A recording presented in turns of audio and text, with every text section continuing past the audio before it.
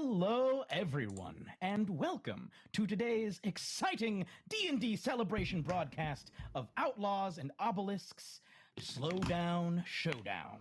I am your DM, Jeremy Cobb, from the show TB Halflings, and today I am joined by, I guess we'll go in order across the chat there, so I guess we'll start with you, Honey. Go ahead and introduce yourself.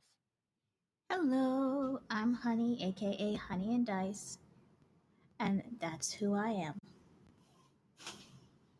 All right, and next...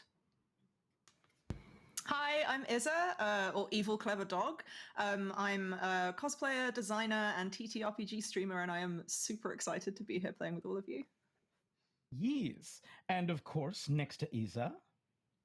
Hello, I'm Grace Kelly Miller from the actual play podcast No Small Roles, where you can come and join us for lots of conspiracy and cups of tea. And below that, we'll start with you, Drak, on the lower level. Yeah, hi, I'm Drakoniques, or Drak for short. I'm from a bunch of different shows, but I guess the most recent one is From Dusk Till Dark, a Rhyme with the Frost Million D&D campaign. Every Tuesday, where you can just hear me be the... I believe it was called Himbo in Hardship was the title I got given. The damsel in distress. That's awesome. And next to Drak, we have... Hi, I'm Kim, and I am 1/6 of High Rollers D&D, and we are a D&D stream, normally every Sunday, and that's me. And finally, last but not least, we have... Hello, I'm Jonathan Charles. People call me Johnny. I am the resident bard over at Jeremy's podcast, Three Black Halflings. I write the music and sometimes show up on the show every now and again. And that's me. Here I am.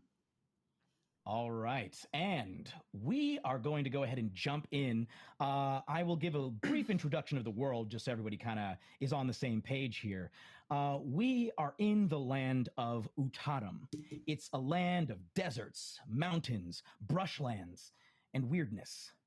An unclear amount of time ago, we'll get to why that's unclear, the land was ravaged by a great magical cataclysm, or calamity. This calamity, which occurred at the height of a vicious civil war that was raging across the region, wiped out all magical technology and warped the land and its people in bizarre and horrifying ways. Many people and animals were mutated, and perhaps most strangely of all, time runs differently depending on where you are. In most regions, it's been about 30 to 50 years since the calamity, but in some spots, time runs so much faster that it's been over 100 years, or so slowly that it's been less than 20. These areas are called speed-ups and slowdowns, and our adventure takes place inside a slowdown. We open in Adukal, the city below. Adukal was built into a pre-existing subterranean rock-cut city. It had been carved directly into the rocks underneath the earth that had been built centuries prior. Those who moved down there and established the city were wealthy landowners trying to get away from the destruction of the Civil War, known colloquially as the Great Strife. They used their resources to expand the city significantly and were also in the process of excavating parts of it that had been buried by cave-ins over the centuries. And since the construction and excavation process were still underway when the calamity occurred, and all magical technology stopped working when the calamity occurred, there are lots of caves and unexplored side passages, nooks and crannies, as well as remote sections of the original city complex that were never fully explored. Now we're going to open in the most central part of Adukal, in an establishment known as the House of Serpents. An establishment into which each of our characters have entered. We'll start with those of you who are visiting Adukal for the first time, which I believe we'll go in the same order. So if you are visiting Adukal for the first time, please go ahead and introduce your character. Go ahead and say your race, class, and all pertinent information that people need to know about. We'll start with you, Izza.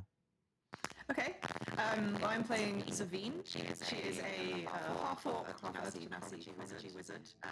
She's pretty slender with like green skin, purple eyes and hair. Her hair's like shaved down the sides, but then the rest of it's long and tied up in a ponytail. And around the sides of her face and down her neck and shoulders, her skin turns a kind of sandy brownish color with sort of cracked dusty texture, and then rough-hewn amethysts like growing out of her skin, like out of the cracks.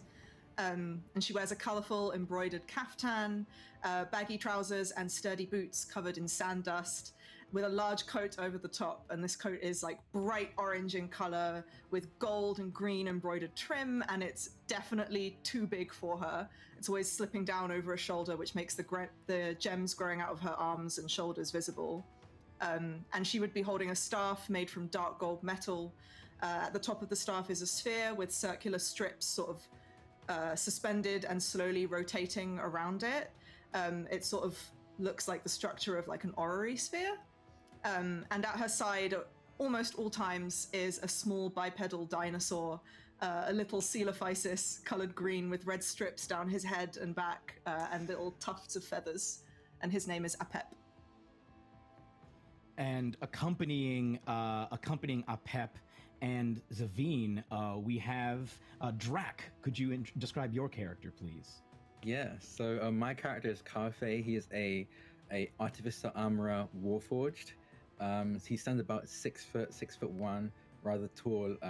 He looks like just a living suit of almost high-tech armor, not quite like plate mail or anything like that, just very much high-tech armor.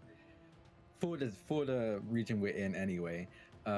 He's made of, seems to be a material that looks similar to copper, but it seems to change in shade as it goes closer to his chest, where his chest is a shiny silver. He on his head, probably scrambling, crawling around him, very excitedly that we're in a new place, is a small mechanical scarab beetle. He made it himself. It's called Onyx, and I think he's just like honestly like flitting around from shoulder to shoulder, trying to get scope of the land we're in, and probably just excitedly taking in everything he can. On strapped to Carfe's back is a shield, but it's a very odd looking shield. Most of it is metal, but the front of it seems to be like almost some kind of transparent see-through material, almost like glass, and inside of it is almost like a snow globe. It's kind of like, it's definitely filled with some kind of liquid with particles floating around in it, but those particles seem to make a face, and every time he shifts and moves, those particles rearrange to make another expression, and that is a shield of expression on his back. And yeah, that's Carfe. He's just kind of just standing there completely straight, looking around. He doesn't seem to have much of an expression on his expressionless face. And next up on this band of travelers, Kim, could you please introduce your character? Sure. So I am playing Shadow Beyond the Veil, and she is a tabaxi. She is also a Grave Domain cleric. If you imagine basically a black sphinx cat, so big ears, big golden eyes, no fur, but dark black gray colored skin, and she's kind of scrawny and slim looking. She's dressed in kind of dark, if you imagine kind of black, simple ceremonial robes, kind of decorated with gold. She's got a very, what's the word, like a large golden necklace and golden pauldrons. I think that's the technical term for it. And she has a large golden scarab embedded into her forehead with kind of big marks. Black and gold is the theme that we're going for here. And she normally is a gravekeeper, but yeah, she's been having some mysterious messages from her goddess in this land, and that's why she's joined this troupe, to see if she can find out what's going on, really, because normally she would be ushering souls over to the afterlife, but as Jeremy mentioned, like, thanks to the calamity, things have gone a bit strange with souls in this world. And I imagine that she would probably be stood slightly behind Zavine, a little bit shy, a little bit nervous, not really been out in the world that much. So this is probably her first big adventure, and she's just a bit like kind of curiously looking around, trying to take everything in, trying to project an aura of calm, but is secretly panicking inside. And rounding out this group who's experiencing Autocall for the first time, Johnny, please introduce your character. Okay, sure. So my character is called Onuris Budge. He is mechanically a Simic hybrid druid barbarian. what you see was once a Nubian Egyptian man, around about in his 50s, but he still is, but not quite anymore. Underneath, so his black flat-brimmed gambler hat is squashing down a pair of elongated hippopotamus ears. And beneath that, you see a face that is sort of very, very lined and cracked from a lot of traveling outside in the hot desert sun. He also has a slightly elongated jowl and a pair of tusks, not dissimilar to those of a hippo, coming out from his bottom lip. He's wearing a long green jalabiya, which is a sort of loose-fitting robe with quite an ornate collar. But it looks like he's worn it for a very long time and probably hasn't washed it for quite a while. Out of the right-hand sleeve, you see a largely human hand, but with skin that is slightly tinged green and glistens in a sort of oily way, a little bit like a sort of snake. And instead of fingernails, he's got a set of talons. The right sleeve of his jalabiya is worn away at the shoulder almost, and coming from that, instead of a human arm, you see a large trunk, which is down by his side, sort of listlessly. And beneath the jalabiya, you see a pair of protruding crocodilian feet with between the toes. And he's just sort of trudging along, I suppose. He's just here for the money.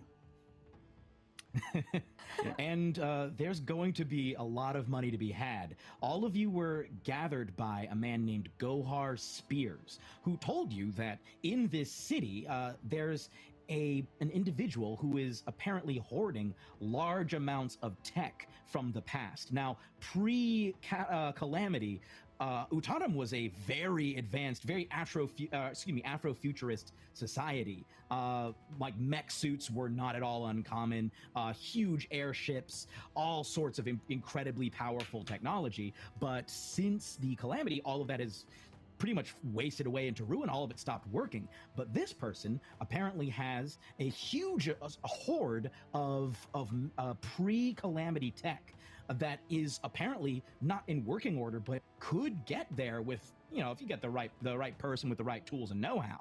And so you have all been sent down here to extract this stuff, and you have traveled to the House of Serpents in order to meet with your primary contact. You I imagine, just finished seeing a pretty interesting burlesque performance, and now you're being led through the hammam baths section to one of the back offices. Well, I guess the back office of the House of Serpents. You're being led by a small little lizard folk, a very short lizard folk named Sala, who looks simultaneously very excited to be doing their job, but extremely put upon to have to be leading you through. It's the classic like stage manager. I love my job, but I like making everyone feel bad that I'm doing it. Leading you back to the back room. He looks at you all and says, "Okay, well, Mistress is expecting you, so if you just go right through this door, it should be fine." And knocks on the door and says, "Mistress, are you ready?" Welcome. Come on in. Sala pushes the door open for all of you to enter. And in this room, you see two people. One person who I think you don't notice at all at first, because they're pretty much just sitting in the corner, and are also nowhere near as showy as the primary object of your attention. One of the performers, a dancer that you had seen on stage, lying on what looks like a heated marble slab. She is considerably less clothed than when you last saw her perform. She is lounging. Her skin reflects the autumnal hues of the snakes that she was dancing with. And as you approach, you see patches of snake-like scales all over her body. I will let the rest of the introduction for this character come to you, Grace. Please tell us about your character. Yes, she is being massaged and exfoliated by two snakes, an orange and yellow one, a purple and red one, and as Jeremy said, her skin does reflect those autumnal hues. Now, as she elegantly rises to meet you, her snakes help her slip into a luscious robe of shimmering golds, and you see her long, deep purple hair fall about her shoulders. She smiles a wide smile to reveal white, dazzling fangs. They are surprisingly charming. Her rather large turquoise eyes are warm and welcoming, and she gestures to you all to take a seat on her lush furnishings. Not a euphemism. Go ahead if you have anything you were going to say. I was like, welcome to the House of Serpents. You most likely know that I am Soraya Rakisa, famed dancer and acclaimed businesswoman. And this dear soul here is my associate and loyal customer who will be our guide. Why don't you introduce yourself, my dear? Honey, if you would please introduce your character. I am playing Mari, aka Mirage, and she is probably the happiest Gloomstalker Ranger that ever Gloomstalked. But she is currently settled in her chair. She's small enough of a halfling that her feet don't really touch the ground. She's like a miniature little warrior woman. People who know her, she wears her hair in a style where it's braided so that she has the appearance of an undercut, the rest worn long and curly and black. She's got dark brown skin, dressed in ranger western chic with her button-down shirts, and she even has a pair of chaps and her daggers in holsters at her side and her bow strapped to her back. But because she's in work mode, her usage and creative usage of disguise self, the people who see her see almost a prismatic halfling shape with no clear features, as if a mirage is just settled in that particular chair, and a tiny hand comes up to give a wave, and then drops back down. Thank you, dear. I do hope you enjoyed the show. They say never mix business with pleasure, but pleasure is my business, and business is a pleasure, so let's get down to it. And as she briefs you, she dresses in a more heist-appropriate outfit, which is finished off with a deep purple leather armor with scale details. So I'm going to tell you what's going on. A persistently irritating competitor of mine, Zane Bass, he's one of those rich folk that just keeps getting richer and more powerful. I don't trust him. So, wanting to take him down a peg or two, I've been doing some digging. Found one of his associates who was craving a listening ear. Turns out Zane has a secret stash, a hoard of valuable past tech and weaponry. The sort of items I don't feel comfortable being in the hands of someone as entitled and ruthless and selfish as Zane. That's where you all come in. I would love to make your acquaintance.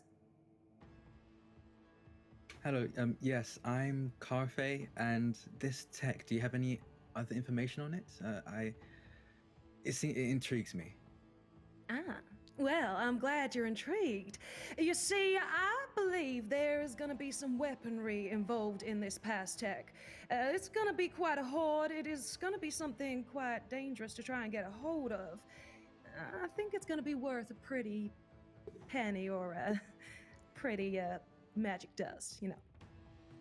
And I should clarify, a lot of gold currency is pretty much passed out of vogue since the calamity. Nowadays, with how irradiated all of the dust is with magical energy, the most valuable currency is actually magic dust, which can be used to power all kinds of, if you do have past tech, the magic dust can be harvested and used to power it in a variety of ways. There's all kinds of different uses for this stuff. So that's the primary currency that's used these days. Mm-hmm. And all of you, I should say, have been promised some hefty hefty bonus of magic dust should you succeed on your mission. Zavine just kind of raises her hand and she's like, hi, I'm Zavine. And this is a pet, and the one hiding behind me, that's Shadow Beyond the Veil. But, I just wanted to say that I really loved your show so much, and also your armor's really cool, and your outfits are all really, really cool. Oh, well, thank you. I'm always happy to meet a fan. Sala... Oh, sorry, go ahead. No, you go ahead. Oh, Sala jumps in and says, Miss, I don't know if we can... we may have to hurry this along. You remember, Mr. Bass, he's in the city right now. We only have... Yes, Sala. Okay, well, yes, we do have 4 hours. We should get a move on. Zane is currently attending a funeral. Now, I know the stockpile It's a fancy funeral. on his property, which is outside the main city limits and accessible primarily via rail cart, which is why I've hired the Darling Mirage. Now, to get us there without using public transportation, Zane controls most of the cartways in and out of his property. Now, though it would be best to execute this heist as covertly as possible, I'm aware that Zane has a rather good amount of rough and tumble employees, farmhands and whatnots, a small army of military, so I hope you don't mind getting your hands dirty, if necessary. Oh, no, not at all. Well, that won't be a problem, Cobb looks down at his hands. My hands are often clean. Well, there's always time for a change. Onyx scuttles down your arm and produces a little wiper, as if to be like as if to be like, look, I can clean your hands if they get dirty. Thank you, Onyx. Just scuttles back up my shoulder. You'll be devastated to know that I don't usually prepare prestidigitation. Sorry. That's okay. That's what I made Onyx for. So, Mirage, you are aware that there are really 2 ways that could work to get onto Mr. Bass's property, Bass Ranch, for short.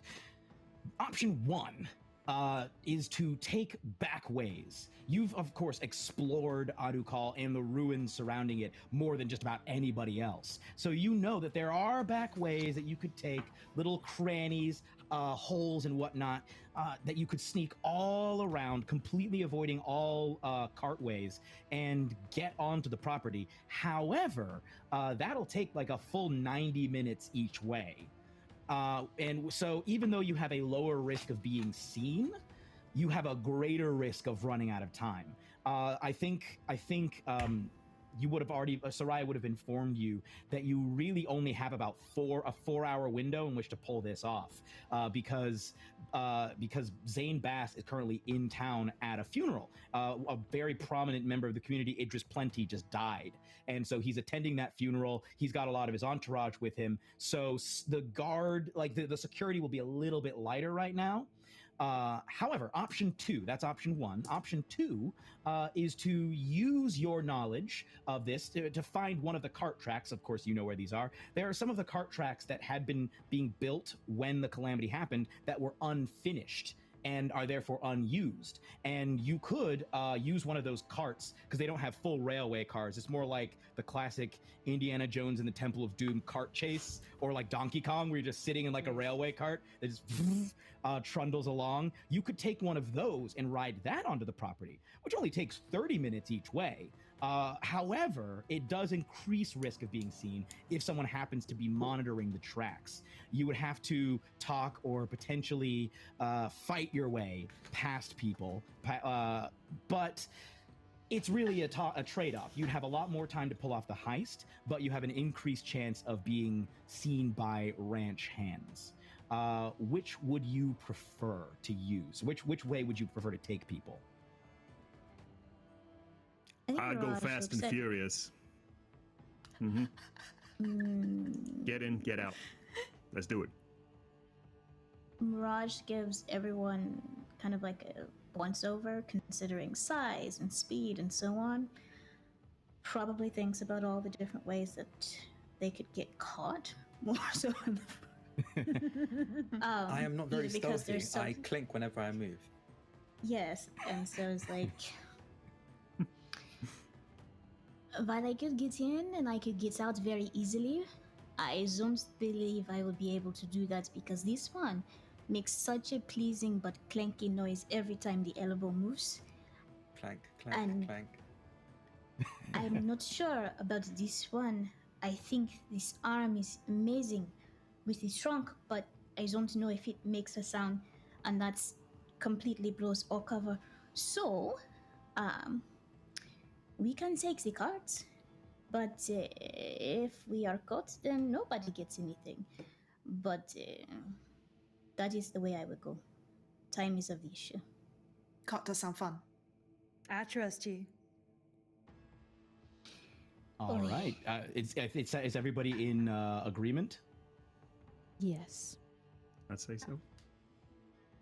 Sala will run around and have you all sign waivers so that you do not hold Soraya or the House of Serpents responsible should you lose any life or limb or otherwise be horribly mutated.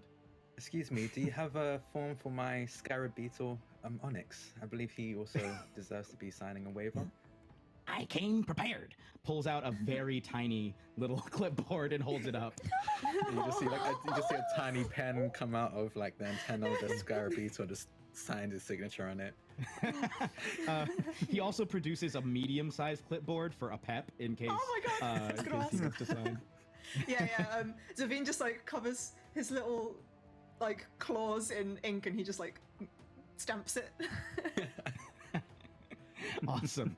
Sala makes sure everything is in order, and runs off and says, well, ma'am, whenever you're ready, go ahead and set off, and just sort of scurries out of the room. Soraya does a little like, and her orange and yellow snake slithers up her arm and kind of perches around her shoulder. Roisin is coming for the ride. All And we're right. on our way. Cool. So, as you guys exit the city, because of course you're going to have to, you don't want to take any of the cartways that are established in the city. It'll just be too visible. As you guys are exiting the city, you see like you get another view of the architecture here, which is like a real mix of like wattle and daub, mud brick, all mixed in with stone, and then like a metal framework that's been laced into all of it. You can tell that like this metal framework at one time would have been charged with magical energy. Nowadays, it's mainly like they only charge the parts of it that they can afford to with how much magic dust they have. And also, I should mention, this city is lit by basically like a lacquer that was smeared over the ceiling of the cave that has been magically attuned to match the actual rising and setting of the sun. So like it glows during the day, and then it sort of like goes to like a real mood lighting at night. Real nice, very, very atmospheric. But as you guys are let out of the city, let's see. Mirage, would you please roll me a survival check just to see how quickly you're able to find one of these, one of the derelict carts? 15 plus 5, a 20. Ooh, dirty 20. We love to hear a Yes. dirty 20. Wow, you like in your mind know exactly which one is the best one to go to. So you guys sneak right out of the city. You actually like pass the funeral of Idris Plenty, but I mean, you know how to weave around that so that nobody sees the group. Exit the city, get there in record time with the rest of the group. This cart, you know that it probably runs, but it has not been charged. So it would either need to be charged with magical dust or with magical energy. If any of you were willing to spare spell slots for this, it would be like a first level spell gets it for 10 minutes. So it would be second level spell would be 20 minutes, third level spell is 30 minutes, and it's a 30-minute trip to Bass Ranch. Budge will speak up. Honestly, I ain't that good at casting spells, so you might as well take one of mine. I can only spare a first level one, but that should get us some of the way. Sure. Well, I it can, wouldn't. After you. I can expend a spell slot as well. Like, that's fine. Fantastic. And it wouldn't be hospitable of me not to expand one as well, so I'll join the party. Onyx pats you on the shoulder. Carfy, like, as you were knowing that you were about to speak up, like, ting, ting, ting, ting. And then gives you a tiny little beetle thumbs up, being like, hey, we get to keep the spells! And scurries back underneath your arm. Onyx is a great height, man. Love him. Onyx pulls out a mic and still like drops a little beat and just starts yelling out all slogans, but they're all like in beetle and in such a pitch that no one can hear them. So it's just like kind of like. Thank you, Onyx. As he's going ham on the mic. I'd just like to say that every time Onyx does something, Shadow is just enraptured. Because, I mean, she's got a scarab beetle, like, emblazoned on her forehead, and she's never seen, like, an actual, you know, functioning, living, personality-ridden little scarab beetle. So it's like a tiny god to her. So every time Onyx does something, she's just like... but doesn't know what to say because she's in the presence of a tiny god. What do you do? So yeah, I don't know if Carfey picks up on that. Just like every time, it's just like. I don't think Carfey picks up on it, but I think Onyx does, and I think there's a point where Onyx like crawls off of Carfey and like scurries up your leg and up onto your shoulder and kind of just sits there, kind of like just comfortably like, they seem nice. I'm gonna stay here now. And just sits on your shoulder. This is internal dialogue. What do I do? The tiny god is on me. Should I make an offer? Should I note it? What do you do? What do you do when tiny god sits on you? Oh no! But you know what? Roll a religion just gonna check. reach over. Oh, go ahead, Budge, first. I'll let you roll your religion check first. Okay, go ahead and roll a religion check to see what you should do when tiny god sits on your shoulder. I rolled a 16. Is that a natural 16 or is that with the modifier? With the modifier, 13 plus 3. Okay, cool. As you look down at this beetle, just like kind of in like a b-boy pose on your shoulder, just looking up at you like, yeah. You hear like now correct me if I'm wrong, but you, when trying to contact your god, Capera, have been hearing not like any words, not really receiving any signs, but it's been almost like static, like spiritual static. Yeah. As you look at this, as you look at this beetle, there's like a little glint in its eye. Not seemingly anything the beetle is doing, but it's just like a bing, like off of its metal eye, and you hear that coming through that static very faintly. You hear like shadow beware. But you can't quite make out other than like your name and the beginning of another word, and then it tiny. And at this point, Budge is going to reach over with his trunk and flick the insect off of her and say, "Oh, you had a bug on you? Don't worry, I got it. It's okay." Onyx, no! Tiny god! You struck the tiny god! It had a message from me. Truly, it is sent from the heavens. Are you feeling all right? Heavens, I made him. And he's going to just rush over to Onyx and pick him up, just like, why would you do that? He like clattered to the floor of the cart. I'm sorry. Yes. I didn't realize people were keeping bugs. Okay. I think when the scarab landed on the floor, like a pep was nearby, and he just kind of like scoots over to it and just like, not like trying to eat it, but just like curiously like jabbing at it with his snout. And Sabine's like, no, that belongs to the robot. Don't. Scoots him away. It was one of those like situations where like your pet comes over and it's like, can I eat this? Could I eat it? And you're like, no. Okay, well, it doesn't take it's 30 minutes. You guys trundle along on this cart. And I will say along the way, Shadow, every time you start to like focus on your deity again, you get that same like static-y sound. And the closer that you get to the property, the louder the static seems to become. And the more the voice seems to cut. Like you can fully hear the word Shadow a couple of times, like cutting through during all of this as you're getting closer and closer to Bass Ranch. And as you guys arrive, you see like the vast fields, the acres of land that Zane Bass owns. Like, you see off in the distance the huge stalagmite farm of these like 6-7 foot tall, glowing, magically infused stalagmites growing. You see that you can see like the fields of food that are being grown with like special magic lights. There's only so much you can grow down here because like the sun is not down here, so they're having to install like magic lights over all of these to try and reproduce the effects of sunlight. Really not very nutritious. That's why there's the stalagmites being grown. Just a little, I guess, side thing for everybody. They've been infused with magical energies that people can like grind them up and use prestidigitation to make them taste better, and then add them with like to give their food more nutrients and flavor. But as you pull into the stopping place for this cart, you see that coming out of the stalagmite field are a couple of ranchers riding hotes. Hotes are a combination of goat and horse that have become extremely popular since the calamity. They pretty much showed up after the calamity, so most people assume that was how they got combined. And people just like riding out on these, and they're like, "Hey there, what are y'all doing?" And you see there's a couple of dudes that have ridden out as you guys pull up. Well, hello there. I'm just giving my guests here a tour of the more untamed parts of Adukal, some subterranean hospitality and excitement. Okay, go ahead and roll deception against Sure. against these guys. Ooh, that is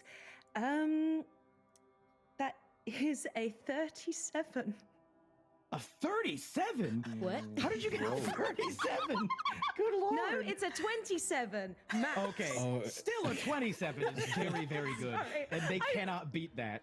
I was so surprised at myself, and I got it wrong. That's why.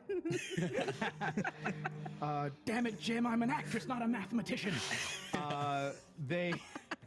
They're like, oh, so sorry, Miss Rakisa, you came all the way out here? Oh, well, do you need an escort or anything? Well, I have my guide here, so I think we'll just be fine if you'll just be letting us on our way. Oh, absolutely. We'll make sure everybody knows. If they see y'all, not to be alarmed. We'll go and try and let people know right now. Not to be alarmed at all. I just want to show these people just how finely we can entertain here.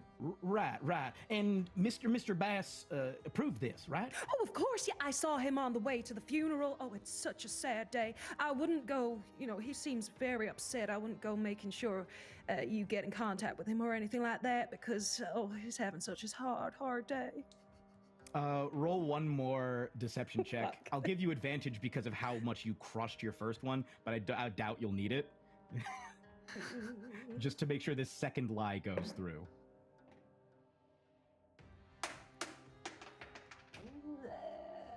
That's the pressure of dropping your dice on the floor.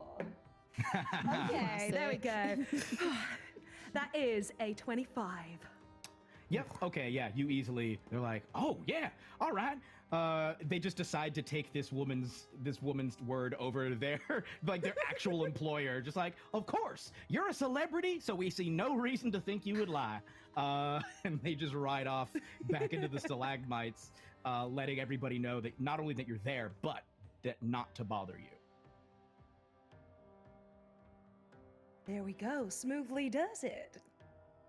I should say, you had been given a map, a very crudely drawn map of the Bass Ranch by the gentleman that you had gotten this information from in the first place. It's on a piece of parchment. You could tell he was intoxicated when he drew it. You see like the main cart lines that come in, then like a crudely you see like little triangles drawn for all the stalagmites, and then way off in the northeast, he says there's a gatehouse, and then behind the gatehouse is what he referred to as the hidey-hole, which is where all of this stuff should be. Here you go, Mirage, honey. See if you can take us in that right sort of direction. And this is the first time that most of the party has actually seen what Mirage looks like because she drops that disguise self, and instead of that shimmering prismatic thing, there's this small little halfling with her little cowgirl hat on, her spurs on her boots, but the spurs they don't make any noise, so they're probably glued in place, but she looks like a little rancher with the leather vest, and it's got all these shells and pieces of turquoise embedded in it and so on, and she just says, "Very well, let me see. You did not pay for this map, right? No one made you pay for this map. Because no. I do... Okay. Oh, okay. The hidey-hole. That is what we are looking for. The hidey-hole. Yes, indeed. Okay. Folds it back up. You know, I think you have found a hidden talent here. Truly, best cartography I have seen in a very long time. I love the specificity of that. Hidey-hole. Seems easy. Yes, okay. And she just starts walking. So please keep up. If you lose sight of me because these things are taller than me, that is fine. Just keep walking in the general direction that I am going. Awesome. So you guys head into these, like you're walking among all of these stalagmites that are around. There's a few times where you encounter actually a ranch hand just fully asleep. At one point, and looks around and just runs away, thinking that you guys are other employees. Sprints away. You like once or twice run into other people who are like, "Oh, so nice to see you, Miss Rakisa. We just wanted to get a quick look," and they rode off. But yeah, it doesn't take long at all for you guys to work your way all the way through this stalagmite field. And ahead of you, you can see this is like at the far remote end of the ranch. There is sort of like a choke point. If you were like trying to defend it, it would be a choke point where the cave walls come together. And sort of like built into that little choke point is what looks like a little gatehouse. It's made of same materials that you would get in the main town, and the lights are on as you approach. Right. Behold, the hidey-hole, I think. Okay, how do we want to approach this? You're all the experts. I tend to just charge forward. Like I said, I clank whenever I move.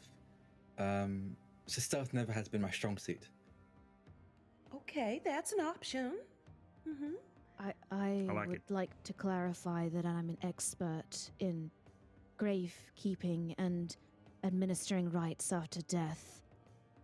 I do not. Hopefully we won't need that. Yes. Or maybe for them, not for us, though. Yeah, for them, absolutely. Yes, for them. That's why I'm here. Yes. You're filling me with confidence. Good. Well, you're like the cleanup crew, all right? Yes, cleanup crew. This is definitely not my first heist, no. It's my first heist. I just heard about the advanced technology that we could be getting our hands on, and I thought it'd be interesting. I'm more of an inventor, and technology is my strong suit, so just being able to lay eyes on this would be payment enough for me. But the magic dust is also nice as well. I have a few infusions that I want to try. Yeah, I mean, actually, it's my first heist too, and I thought I was the only one, so I didn't say anything. But now that I know that it's you guys' first heist too, that makes me feel so much more comfortable. Oh, man. Like I think I've Onyx like is adventures and things yeah, before, but not like a proper like organized heist with like another group, you know? Okay. Yeah.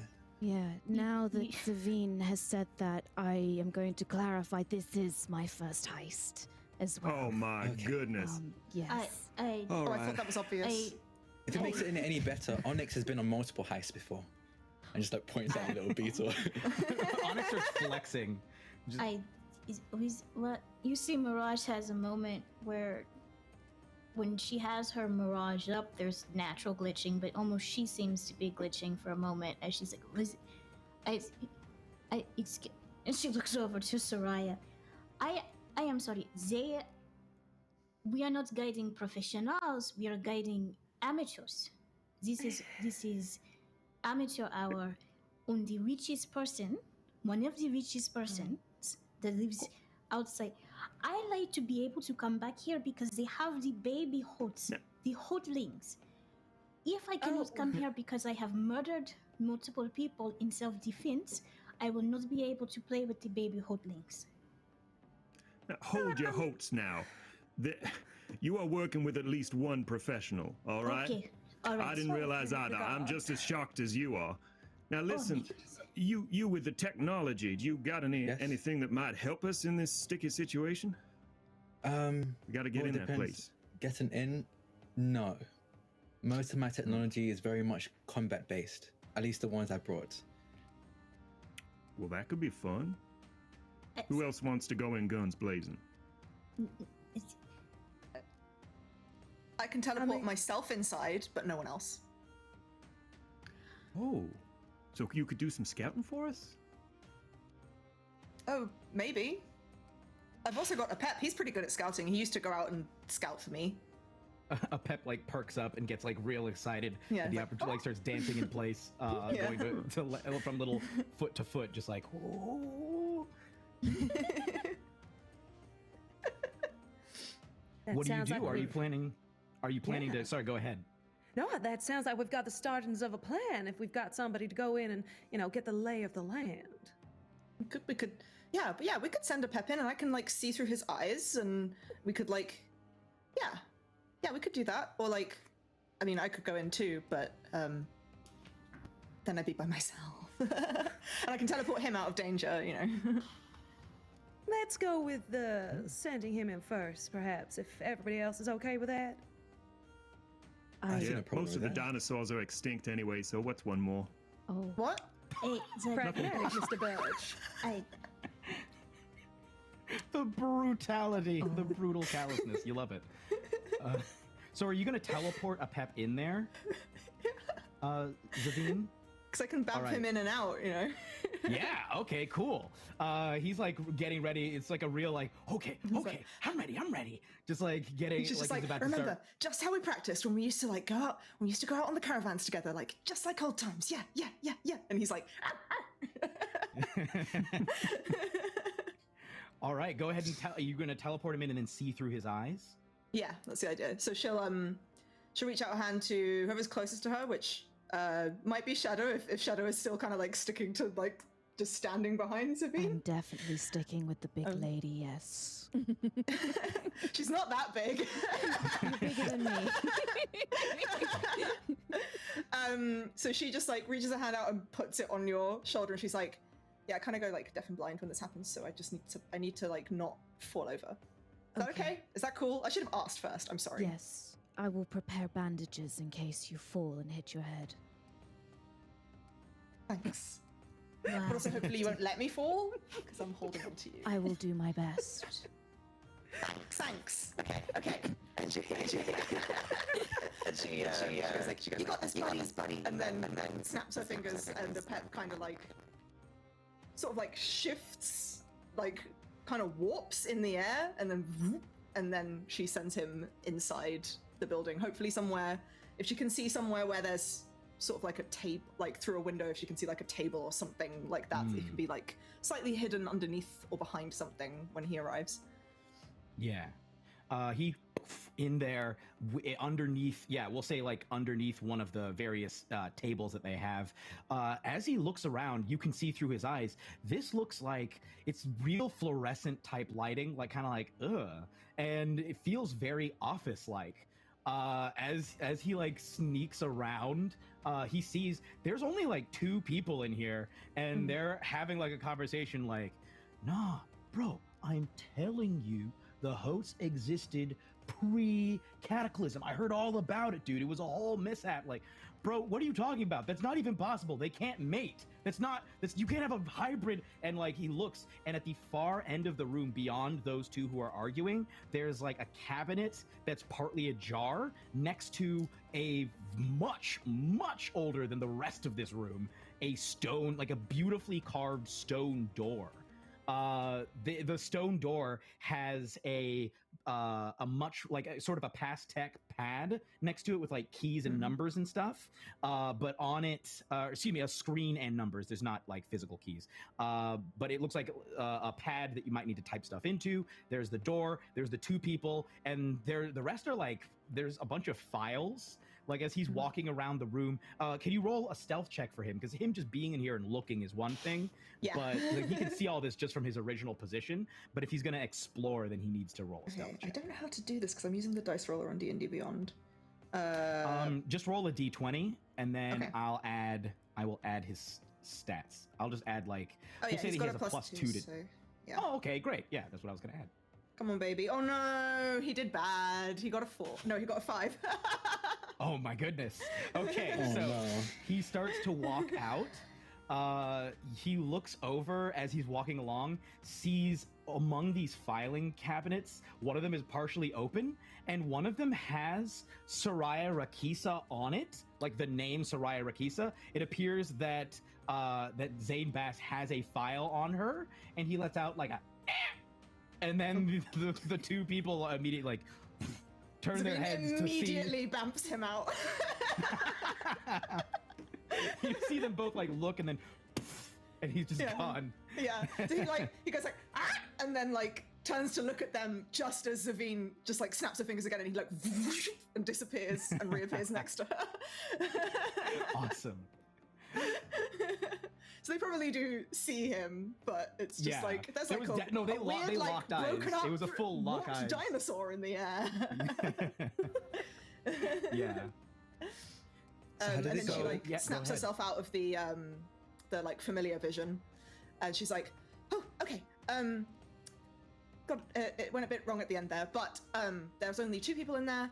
I can see like a weird carved stone door with like there's like a pad on it, I think, that would gain you access to it. And Soraya, they also had a file on you in there, just so you know. Just you might want to know that. That's probably useful information for a later date. Thank you so much. So we going in with the charm offensive or the offensive offensive? Well, they might have seen a pep at the end there, but could still try and blag our way in. As you are talking, you see 2 faces appear in the window, like looking out, like, "Hey!" and pointing. Soraya gives them the really like cute wave, like, "Hey!" A pep's like.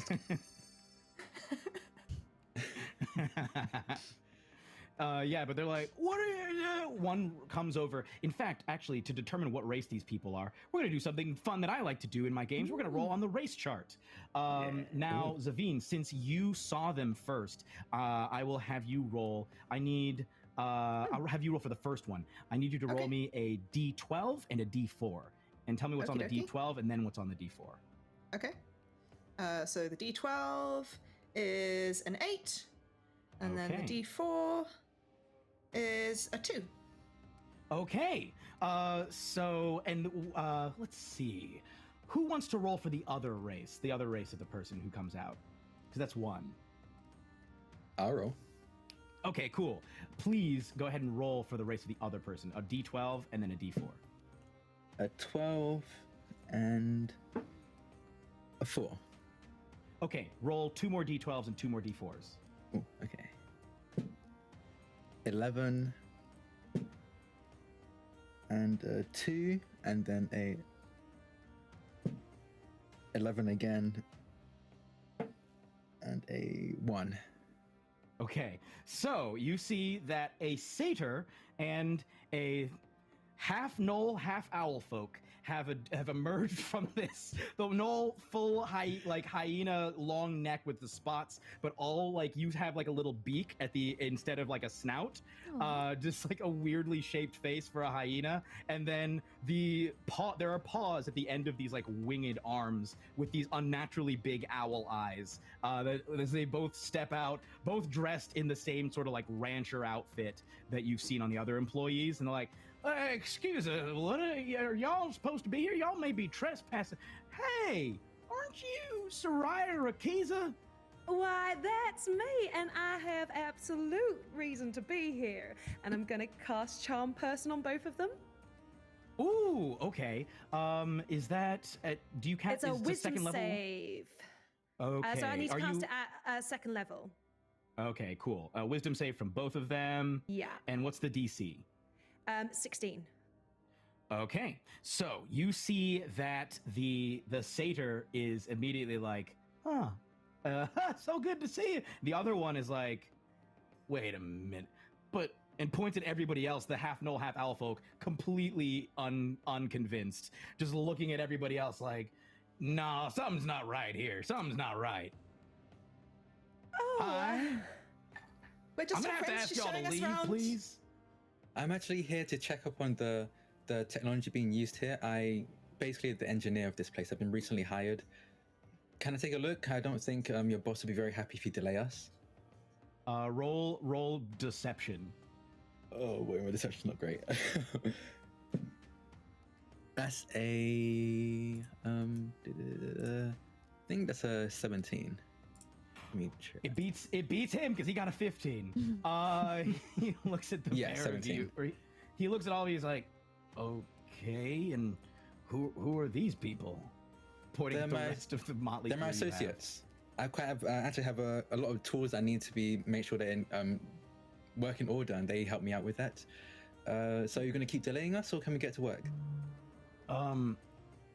Okay, you can come in, but she's a burlesque dancer. I feel like that's not like useful for tech stuff, right?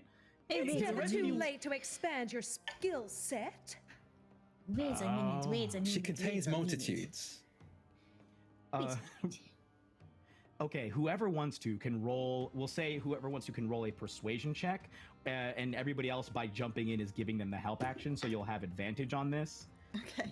Not me, But it's gonna be -1. this is a hefty one. It's gonna be I DC got 20 it, because I'll grab God. the. I literally I'll would have grab to roll a nat little- 20. Me yeah, too. one person can roll persuasion, Okay. not the. Okay. It's like the spokesperson for the group. Anybody got? I'll grab the little bug off of him and just like spit on it and start polishing it like furiously. Wait, Onyx. That's my job. Like struggling as he's being polished. I know you don't like bath time, but come on, calm down now. Why are you spitting on the tiny god? It's Stop my spitting. job, right? Stop spitting on the tiny god. His name is This Onyx. god nonsense. So Soraya, are you rolling? Because I think you have the highest persuasion. Yeah, As a I bard. rolled, but I got 11 total. Okay.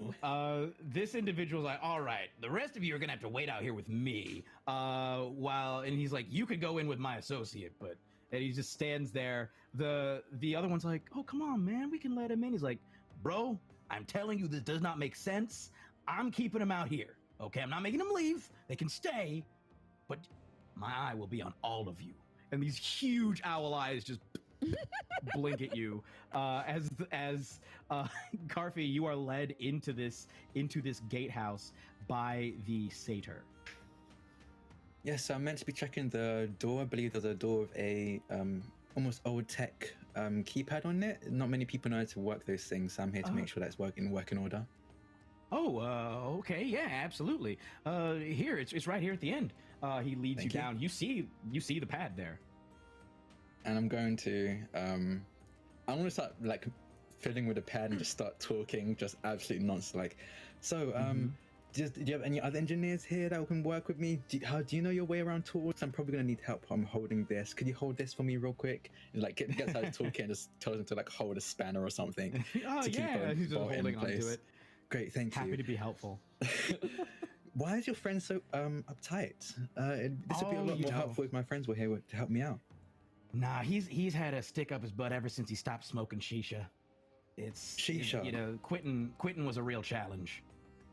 I mean, I'm glad he's set a goal and achieved it, but if it's maybe we should find something else to keep him. I guess remove the stick up his butt. It's an odd turn of phrase. Yeah. No, he literally has a stick up his butt. Oh, He stuck it up. It's helping him quit.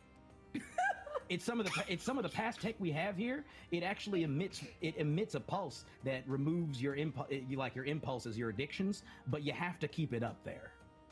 that's this might be forward, but can I take a look at that? Because I feel like that'd be very useful to make it like a public, He's like, something that many you'll have people to can ask make. him. He's not my butt. You'll have to ask him. Who knows? You two seem close. I didn't know. What are you doing with this? He's like, we ain't that close, buddy. What are you doing with this pad as you're working on it? Are you trying to disable it so that we can just open it without needing to put any keys or any code or finger. I'm assuming it's probably like a fingerprint kind of thing. I'm trying like. Yeah, it's like button scanner. It's like, or excuse me, you have to press like a series of buttons. There's a code that you have to press. So like, roll an intelligence check. Okay, if you're trying to bypass that essentially and hotwire this thing. Yeah. Okay, we will say that this is a DC 20 check. Well, I rolled a nat 20, so it's a 24. Ooh. You just without, of course, this dude is utterly oblivious to what you are doing, completely distracted. Can I add, like, I think like there's a point where Carfe is stuck, but then Onyx comes up, like crawls off his shoulder and like pokes an antenna into it, and you see a spark, and it finishes off what he was trying to do, and just goes, "Thank you, Onyx. I was trying to wonder where I can get a discharge from." Onyx goes, and gives you a little thumbs up and scurries back up your arm. But you like complete this circuit. You have, I will even say that with this, you can like emit a pulse to open this door remotely. Like you don't even have to be next to it. With a natural 20, I'll say you're so in that you can just choose to open and close it at will. Okay, that looks perfect. Thank you. What's your name, by the way? You're very helpful. Honestly, I need more hands like you would be perfect. What's your name? Oh, thank you. My name's Buto. Buto, it's a pleasure to meet you. I'm Carfe. Buto Wells holds out his hand. Carfe gives it a firm handshake. If you ever want to look into engineering, let me know. Just look for Carfe. I usually am at Rakotis. It's never too late. Like Precia said, it's never too late to just expand your horizons. I could teach you some things. I think you really have a knack for this. Oh, that's real exciting. Thank you. So are you done? Pretty much. There's some equipment my friends have to just make sure it's all done. I didn't have everything on me because obviously I expected everyone, my whole school team to come with me. So I might have to head back out and let them know. But yeah, that's pretty much it. I can just wait here for you to come back. That's perfect. Thank you. And he's gonna head back out. All right, cool. The rest of you have just been standing. You notice that this half gnoll, half owl folk walks very stiffly. Just like a real, it's like if you're constantly clenching your butt cheeks. That kind of like very stiff walk that this guy has as he paces back and forth.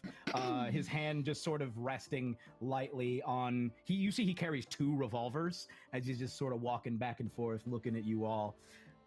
Real stick in the mud type guy.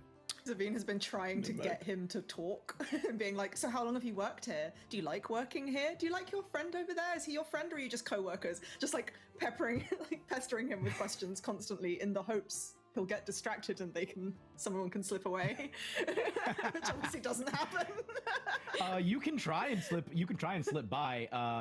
If you want to roll to try and distract him, I'll say roll performance essentially to try and distract this dude, so that if somebody wanted to, they could try and beat his passive stealth, or excuse me, passive perception. I've got a big fat +0. Let's go. Hey, I rolled a 2. Hey. Okay, he is utterly unimpressed. Utterly unimpressed by all of these questions. Doesn't even respond. He just spits occasionally. That's it. That's quite unhygienic, actually. He just looks at you dead in the eye, spits again, continues walking, and it's at that point that the door swings open and Carfe comes walking back out to see all of you there. I go to this guy and it's like place a hand on his shoulder and goes, "I'm very proud of you for quitting. It's very brave." He gets this like really confused look and looks down at your hand that's on his shoulder. He's like, I don't think we're there yet, and kind of like pushes. He says, "Oh, it's always a journey. There's always going to be ups and downs, but I'm glad that you're putting the effort into it." Yeah, it's I don't like to talk about it much, but yeah, it's been really hard and painful. I understand. In a number of ways. Yes, your friend told me about that. That's very interesting. He said I should ask you about this. That's very fascinating technology. Could I take a look at that at some point just to see if you can reproduce it in a maybe smaller size as well, make it more available to others who are suffering with addictions? I don't know. What's your name? Carfe. Well, yeah, Carfe. Hey, look, maybe not right now, but like, if you're still around after I get off, maybe. You're cool. like a tech guy? Yeah. Okay. Yeah, I mean, maybe if you could make it smaller, that would be great. I can probably do that, yeah. Yeah, thank you. Then he looks and he's like, so, are you done? Almost. My friends actually have some equipment on them that we need to just make sure we're doing the final checks on what the gear that we've fixed up. Could we please, can I bring one person in? Ooh, okay. Roll me a persuasion check. In this case, I'll say again with advantage because you did just talk to him about his difficulties and show sympathy. Okay, that's good. That is a 18. Okay. He rolled a 17. Oh my god. Okay. So there's like a real pause. And he's like, yeah, okay, one person. Thank you. Who should I bring? I'm going to look to Budge and just go, I might need your help. Could you come with me? Yep. Thank you. I'm ready to use the tools and stuff and technology. Yeah. Mm-hmm. And we're gonna head in with Budge. Mm-hmm. Okay. You see Booty at Buto, at the top, just like, you're back. You kept it warm for you. Motions up to the thank panel. you. He was very good with this. Honestly, I think he has a future in engineering. If this whole thing doesn't work out, what do you do here, by the way? I hope you don't mind me asking. Just watch the Gatehouse, make sure nobody gets in here. It's and also I have cleaning duties from time to time. Oh, okay. He just kind of gets like a sad look on his face. Oh no. Okay. While that's happening, can Budge attempt to sneak past and open the door? Oh, sure, yeah. Roll stealth. Oh, that was a mistake. Oh dear. I want to keep Butius not my in. strong What's his suit. name? Butius. I want to keep it in conversation. Buto. His name is Buto Wells. Buto Wells. I want to keep Buto in conversation, like looking at me, so that Budge has a chance to go past. Okay, cool. Yeah, no doubt. That's that I rolled a 9 plus 4, so that's a 13 total. Oh my gosh. Okay, that is his passive perception. So like as you're walking over to the door, he out of the corner of his eye says, yeah, you're planning on checking the panel there? Yeah, just checking that this I might need some oil on this hinge here, so I'm just gonna, check for the squeaks. Do you open the door as you're saying that? Yeah. You open, he's like, no, like runs over to try, like grabs your arm, like, wait, stop. Okay, I'm gonna make a grapple check. Can I try and grapple him? Yeah, sure. Roll an attack roll. Okay. Okay, that's a 19. You easily overpower this dude. Okay, he's shorter than you are by a little bit. He runs over. No. You just like, how do you grapple him? Like, what do you do? Okay. So I'll take my human arm around his sort of like midriff area, and then the trunk just kind of goes around his neck, and then just wraps around fully around his head, like a couple of times, just so he's just completely like mummified. You just hear as he's just struggling. The rest of you, I'd probably, if you're like looking, you might see that Mike just completely subdued this man in the background. Just I'm gonna turn to Cobb and be like, "What do we do now?" I'll be honest, like I said, stealth wasn't my strong suit, and I tried it, and I'm currently failing. So I think we should. I don't know. I'm just gonna do what I know what to do, and he's gonna like walk towards the door, and I'm gonna immediately cast heat metal on the revolvers of the knoll. Oh dang! Okay. Like, I don't know. I'm just good at combat, and just pokes his head out from behind the door and just cast heat metal. Oh my gosh. Okay, let's. I'll have you roll initiative, Budge. If you want to help with this, you can. I don't think the rest of you have joined this fight yet, so you can just go ahead. I'll have you roll initiative with the knoll. Okay, that's a 15. Okay, you're going to go first. The knoll got an 11. So yeah, I just cast heat metal, And I think Oh my god. if it's touching any part of his skin right now, he automatically takes 2d8 damage. Yeah, you're casting it at first level. I think it's a second level spell. Oh, you're right. Yeah. Yeah. So yeah, it's plus at second level. So yeah, it takes Okay. 2d8 and 2d8 fire damage, which I can roll right now, and he has to make Yeah, a he's gonna Constitution take saving that. throw. Yeah. Okay, let's roll this twice. So it takes. Oh, that was not good. That was better. So, 9 yeah, points of you fire damage. Oh, okay. So you see, as you reach out, how do you cast the spell? Like, what does it look like? I think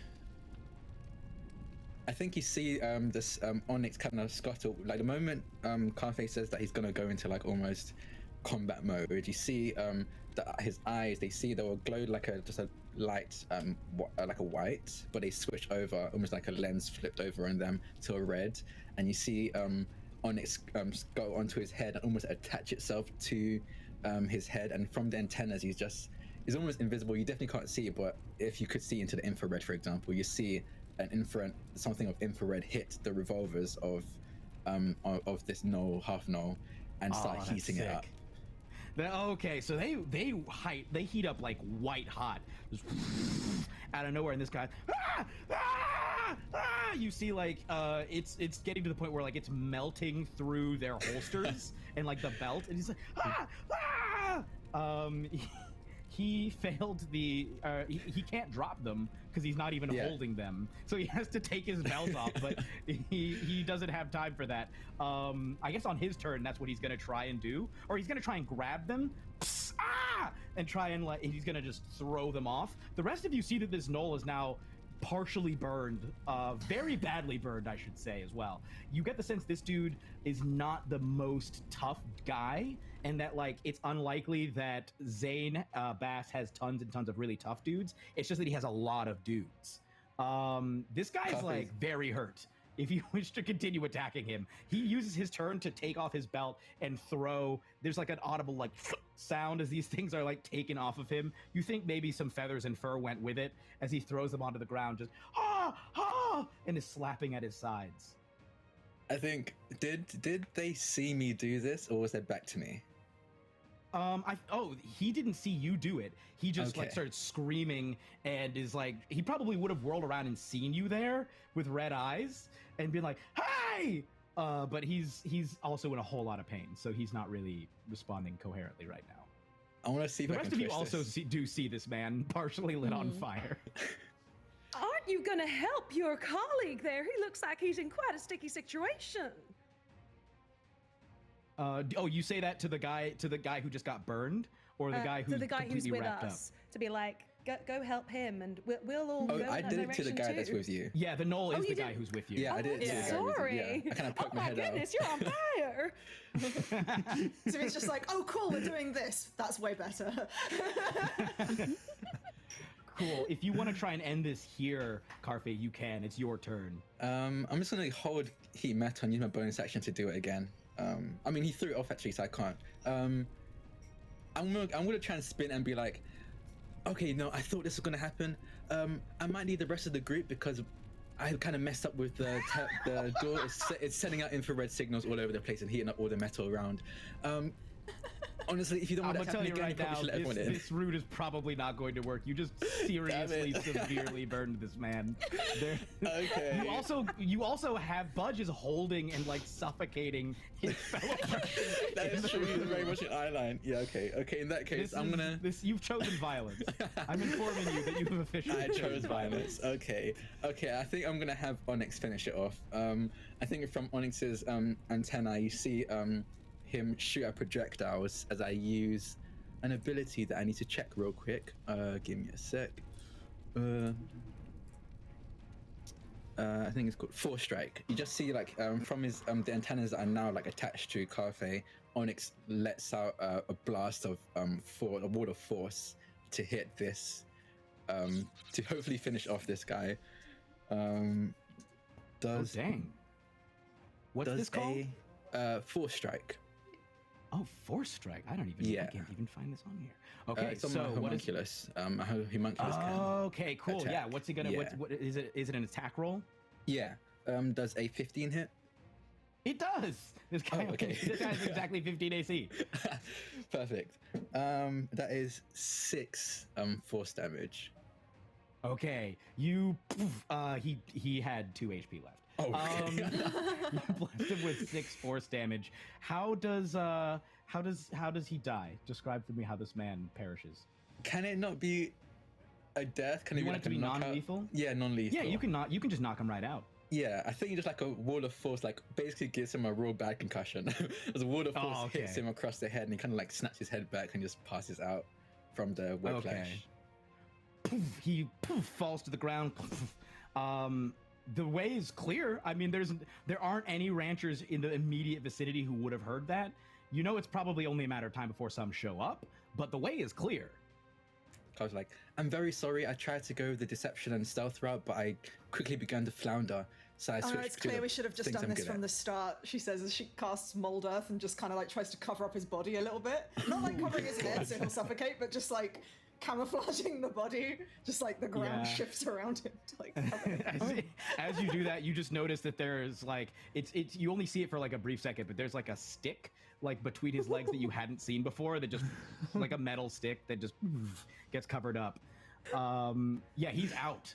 Are you guys heading on in there? Yeah. I think so. Yeah. Okay. Let's get moving. Time is against us. Awesome. So you have, Karfe, you have the ability to open this door at any time. Like you have to be within, I'll say that you have to be within 60 feet of it, but you can just open it right away. I think I just like detach Onyx from my head and like click one of his wings like a remote and it just opens.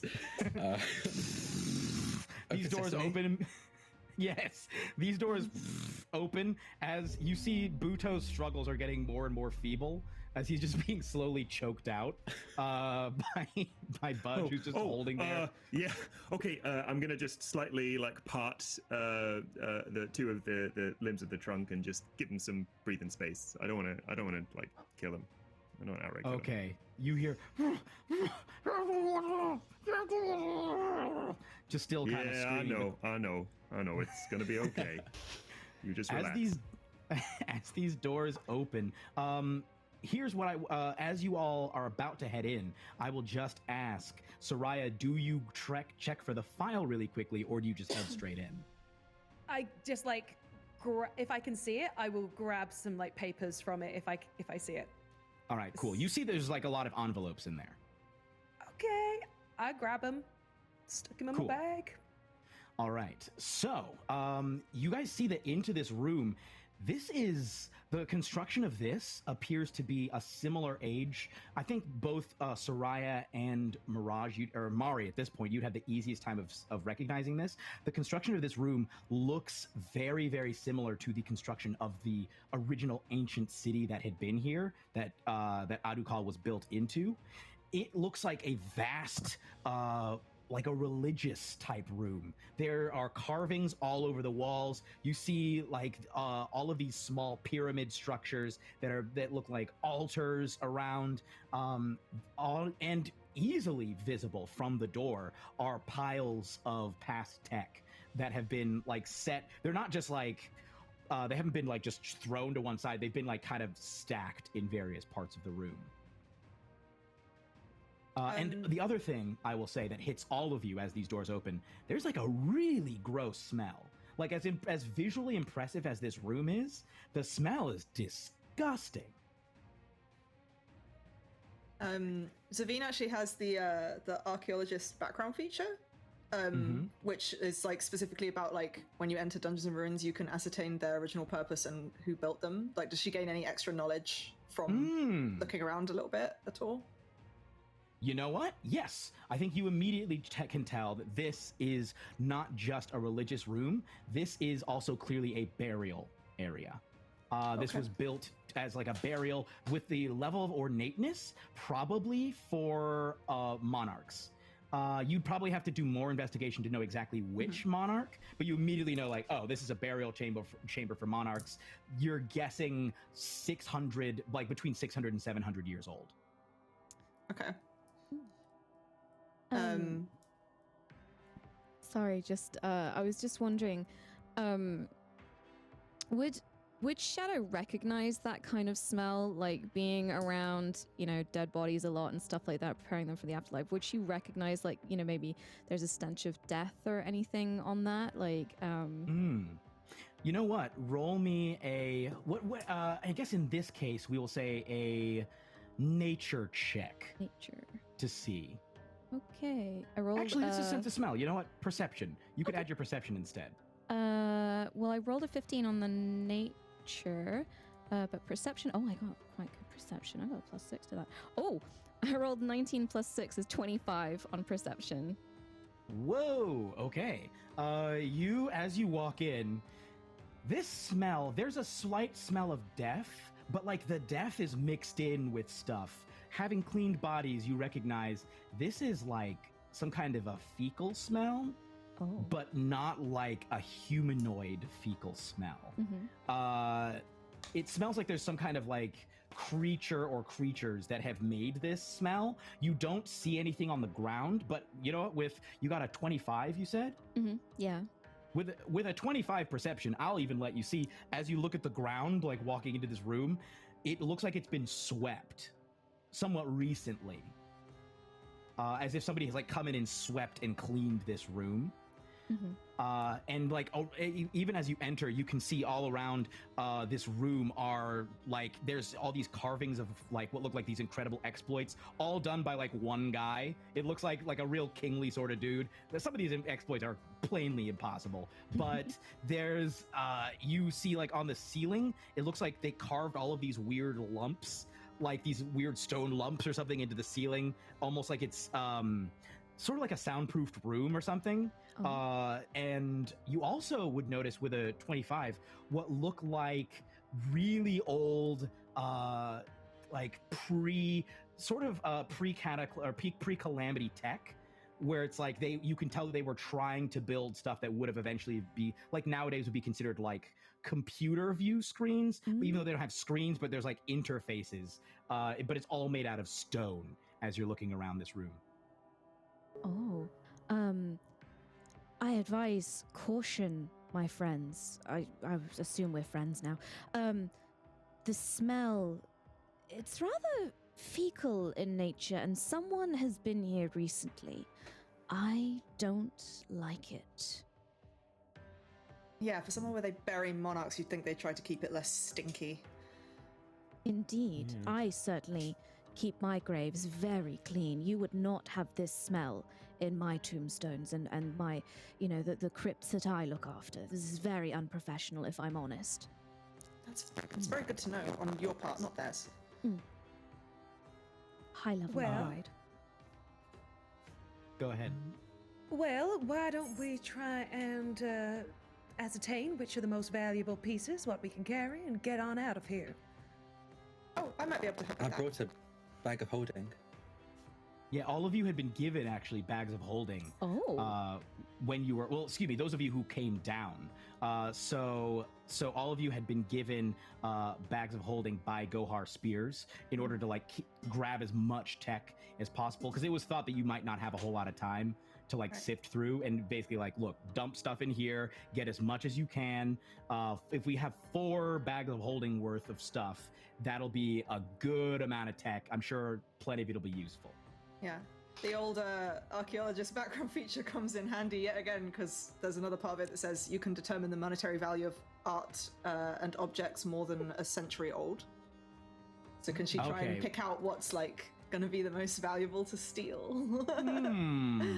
Okay, now this is very interesting, because for you, they are more than a century old, because you come from a place where it's been 150 years. For everyone else, they're less than a century old. Oh. Right. But you know what? Seeing as for you they're that old, I will let it count, because it's like it's talking about stuff that's old for you. Yeah. So yeah, I will let you look. The weaponry appears to be the most valuable stuff. There's some stuff that is like, some of this stuff are like far outstrips any of the guns and stuff that people have nowadays. Like back in the day before the calamity, the guns didn't even need ammo. They just needed they were magic powered and did pure force damage. And they so you couldn't even pick up the bullets. They were shooting basically packets of magical energy at people. There's a whole bunch of like weaponry and stuff like that. You see that there's armor from before that is also very, very valuable. There's stuff that looks like it could have been used to fly short distances. That stuff is easily the most valuable. Okay. Yeah, Zavine pipes up again and she goes, I might be able to help with that. Just give me a moment. And she starts kind of looking around the room, inspecting things up close, kind of like wiping dust off of things. And a pep like pops around doing some stuff as well and sort of like reporting back to her with like dinosaur growls. And she turns around and she's like, okay, so these weapons, these are going to be super valuable. They're like guns from before the Calamity. They don't even need ammo. Like they're so powerful. And this armor, also very good. And there's something over here that's capable of flight. Can that fit in a bag of holding? I don't know, but it's like small enough that you could fit it. You could just jam it through the mouth of the thing and get it in there. Ooh, I would love to pull that apart and see how that works. He's going to go and take the flight, whatever the device that lets you fly, and kind of shoves that into his bag of holding. All right. There we go. As this is happening, two things are going to happen. One of which you can roll for this if you wish. We're going to start with Shadow. Shadow, you, if you wish to, can roll a religion check, because as you enter this room, it's not just the smell that hits you. You feel like an intense religious magical energy in this place. Like, I think everybody feels like this. It's similar to like when you enter an old cathedral, you get that sense of solemnity, like the whole reverence. Yeah. But it goes further than that. You're like, some of this is familiar. This is like the smell of death is not the only thing that's in here. There's some kind of almost death, divine energy in this place. Oh, okay. So I'm rolling now. Rolled a 16 plus 3, which is 19. Okay. You again through the static. Like the static, at this point, whenever you listen to it, it gets to the point where it's like, it's louder than it has literally ever been as you're in here. And through it, you hear, Shadow beyond the veil. Be careful. Be careful. There are such threats. There are such threats. It's like coming in and out. Okay. I'll turn to the rest of the group as that comes through. Can I I want to use one of my class features called Eyes of the Grave, and basically it means that I can see the location of any undead within 60 feet that isn't behind total cover or protected by divination magic. I just want to see if there's any undead in this room. And I like to imagine that it kind of, basically my eyes just go completely gold, and as I kind of look around. Yeah. All right. Before I tell you that, I will jump to Mari, because Mari has a passive perception of 20. And Mari, you alone hear, just before this happens, the slightest, like a tiny little splash, as if something fell. And you see that it fell, like some kind of liquid has fallen onto the ground, clearly from above you. Like there's nobody standing over where this thing fell, and it must have fallen from above. In the room? Yes, in the chamber. So when everyone entered, Mari would be staying the closest to the entrance as possible because, again, that passive perception. Also slightly uncomfortable because tombs and places of rest is a little bit different than someone hoarding someone in a hidden place. So she's a little bit like, okay, what are we doing here? But when she hears it, does it sound, based on her history and what you know, is it a familiar sound, or does it just sound like a leak? I would say it is most similar to the sound, like the splash. As you look at it, it's reminiscent, even in the color, of, I imagine, with the time that you've spent with the Hotlings, you may have seen a few Hotling births. It's reminiscent of like the fluid that comes out when something is being born. But it has dripped from the ceiling, and even the feral subterranean Hots are not, they cannot climb onto ceilings. Yes, looking up right away. Okay, I don't like the sound of that. Please continue your semi-grave rubbing so that we can exit, please. As this occurs, shadow beyond the veil, your gold eyes, and you get a strong ping from directly above you. Oh, okay. So I'll just In fact, not just a ping, I should say a lot of pings. Okay. Like a whole bunch. So as I'm standing in the center of the room, I look up. So if you imagine like Shadow's just looking up with these completely gold eyes. I wish to ask the group a question. What's up? Yes, ask away. When you haven't heard from your goddess in a very long time, and you suddenly hear from her, and she says, there is a lot of threats down, and then What? you sense a lot of death coming from the ceiling, and I point at the lumps. What should you interpret that as? How would you interpret that? Just... To leave. That Get was the me. hell out of here. Zaveen just Probably. taps herself on the chest and casts mage armor. Those of you who look up see that, and I think actually, Mari, you'd see this first. The dripping seems to have come as you see a much smaller lump emerging slowly from one of the larger lumps. Just like, and slowly you see that this lump starts to move and sort of climb onto the larger lump, still sort of dripping wet, with moving as if like watching a baby bat climb onto its parent. And a face turns down to look at you, a face that only two of you would recognize. It is a kindly face, an elderly face, a humanoid face. It is the face of Idris Plenty, who looks down at you all and lets out a on the body of this tiny, wet, bat-like lump. Oh no! Like I said, my forte is technology. When it comes to biological, I'm very much ignorant. Is that normal? No, that No. is No. the person whose funeral it is right now. If it is a person, The satyr's hands reach up, grab onto your trunk again, and pull it apart. And it's the ghouls! I'm trying to tell you, it's the ghouls! We have to get out of it! And as like the yelling, all of them start to move. You feel like a shudder goes around the room. He's like, in the cabinet, there's silencers! We got silencers in the cabinet! We can't clean without it! They're dangerous! Please! And like all of them, you start to see more heads turn down to look at you guys. God. Some of the heads a couple of you would recognize, specifically Mari and Soraya. You notice that these are heads, some of them of people you've known, that turn to look down at you. And these faces, you see these bat-like ears extending out of the backs of them, but just a series of humanoid faces.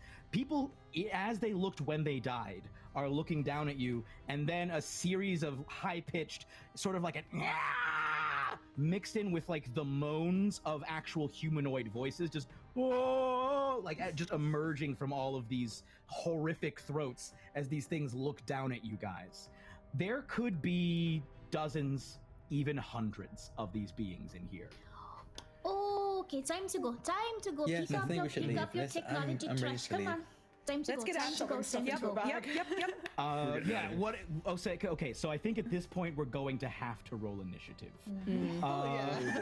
Feels like it. Okay. I was like, I know it'd Every- be logical for us to leave, but I want to fight. I want to fight some people. That's pretty good. Okay. Shadow Beyond the Veil. I see you got a 13. Zavine also got a 13. Who has the higher dex between the two of you? I've got +3. I have nothing. 10. So 0.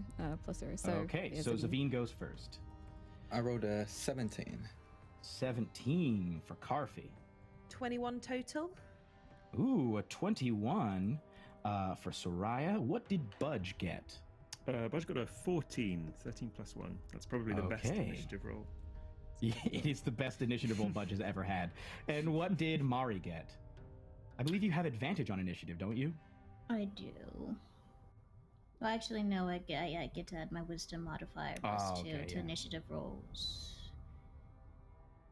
But I don't know if D&D Beyond does that automatically, or is it... It does. If you click on the initiative button, it'll roll. Correct. So it's a +4. So that I have a 20. Okay. That dirty 20. Okay, cool. Well, the good news is all of you did beat the weird, crazy bat ghouls. The bad news is there's a whole dang bunch of them. What would you like to do? Soraya, you are the first to act. Okay, so as like gut reaction, she is gonna go straight for her poison spray cantrip. What's the range on that? That is 10 feet. Okay, these things are way more than 10 feet. It's a good 30 feet above Okay, you. she'd know that. She'd know that. So instead, she is gonna Cloud of Daggers. Okay. Cool. Do they have to make a save? They have to make a dex save, right? Am I correct in thinking that? Probably. Yeah, let's say that. Okay, I'll look at the spell really quickly. I believe Cloud of Daggers, you summon it in a specific spot, right? Yeah, so I'm going like straight for like the center of where it looks like the bit that you said looked like when they were crawling onto its parent, that bit. Yeah. Okay, so on their turn, it's a concentration spell. On their turn, they will take damage. Essentially, it's not even a save. Fantastic. They just take 4d4 slashing damage. Yeah, they will. Cool. So what do these daggers look like as they appear? They are the most like they've got like blades of like autumnal hue, just like everything is so on brand for her with her skin tones, and they are sharp and pointy like daggers usually are. Beautiful. So this cloud of daggers like erupts among them. Do you have any bonus actions you'd like to use? I do. I'd like to use Mantle of Inspiration to give everyone 8 temporary hit points, because 5 creatures that I can see, and each creature can immediately use its reaction to move up to its speed without provoking opportunity attacks. So that's our party, basically, apart from me. Okay, awesome. Cool. Who would like to use their reaction? You can use up to is it say up to its speed? Yeah. Who would like to immediately run, or would you like to stay? Because you all gain the temp hit points no matter what. Yeah, I'm just thinking because Chronology Wizards have good stuff to do with their reactions, and also there's shield. I think Zavine's going to stay put for now.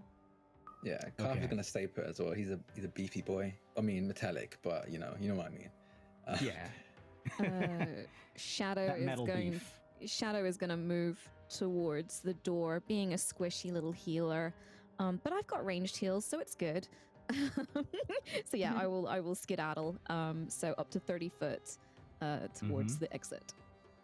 Okay. Did you fill up your bag yet, or do you want to? Because it sounds like the main ones who had been filling bags were like Zavine and Karfi. I'm not sure what Budge and Shadow were doing. I think, to be honest, Shadow was too busy looking at the walls and probably the shock of hearing her goddess. She would have been far too distracted with that to take any treasure in that moment. So, yeah, I don't think I would have taken anything. Okay, luckily there's treasure right next to the door, like within good. 10 feet. There was a pile right there, so if you need to, you can run on your turn to grab some of it. And Budge, do I think, are you staying put as well? I had my hands full. I'm grappling the guy still, so I haven't. Exactly. Okay. So you're staying? Are you staying put? Yeah, I think I will. Yeah. All right. Hold the Wonderful. line while everybody else flees. Okay. So that's going to be Mari's turn next. Oh, excuse me. Wait, before it's your turn, Mari. Soraya, are you moving to the exit, or are you staying pretty much? Yeah, I'm keeping an eye on everything, but I'm moving towards the exit, but like kind of open. And she's because she kind of gave the mantle of inspiration with like a shimmy of her hips. She's just kind of like hip shimmying all the way backwards. Just shimmying through the blades. She's shimmying, but in danger. Yeah, just a real urgent shimmy over to next to the door. Awesome. Okay, so Mari, it's your turn. What would you like to do? So Budge is right in the doorway area with his grappled friend. We have we have Soraya is making an exit, and we see Shadow is making an exit, but it seems like Zavine and Carfe are still just into the thick of it. Mm-hmm. Okay. Mari draws an arrow from her quiver and makes sure that she has it notched as she keeps an eye on the ceiling. Okay, Monsieur Budge, we may have to run soon. The ceiling is giving birth to demonic bats, and 2 people are still trying to get some stuff for some money. So you might want to drop what is in your trunk and hand and be prepared to exit. I cannot leave until everyone has vacated the premises as per my contract with Little Salah. So please, please, please, I am too black for this. So please, everybody come out. Awesome.